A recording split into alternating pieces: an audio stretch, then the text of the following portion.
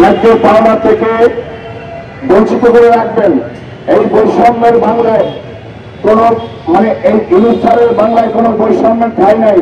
এই বিশ্বাসে আমরা বিরিয়ার আমরা সেই শক্তিতে বলিয়ান হয়ে আমি ঘোষণা করতে চাচ্ছি যে যতদিন পর্যন্ত সরকার স্বপ্রণোদিত হয়ে আমাদের সঙ্গে কথা না বলবেন এবং ন্যায্য অধিকার ফিরে না পাবো ততদিন পর্যন্ত আমাদের এই কর্মসূচি শান্তিপূর্ণভাবে চলমান থাকবে ইনশাআল্লাহ।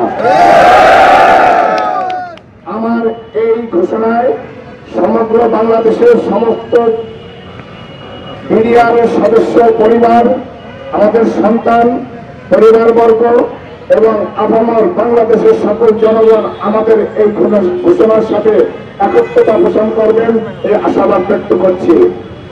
আমরা যেহেতু বাংলাদেশ রাইফেলস একটি অত্যন্ত জনপ্রিয়, গর্বিত এবং ঐতিহ্যবাহী একটি বাহিনীর সদস্য, সেই জন্য আমরা কোনো বিশৃঙ্খলার মধ্যে যাব না ইনশাআল্লাহ। আমরা শান্তিপূর্ণভাবে আমাদের কর্মসূচি চলবে। এই জন্য কোন জনদুর্ভোগ যেন না হয় সেদিকে আমরা খেয়াল রাখবো ইনশাআল্লাহ। যেহেতু 18 কোটি জনগণ আমাদের এই বিডিআরের ঐতিহ্যবাহী বাহিনীর সাথে আছে, সেই জন্য আমরা কোন জনদুর্ভোগে আপাতত কোন শক্ত কোন কঠোর কর্মসূচির দিকে যাচ্ছি না।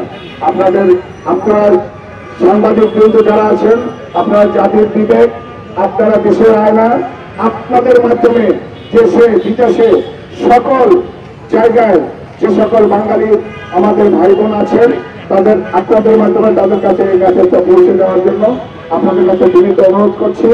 আপনারা কষ্ট করে আজকে 3 দিন ধরে আমাদের সাথে আছেন।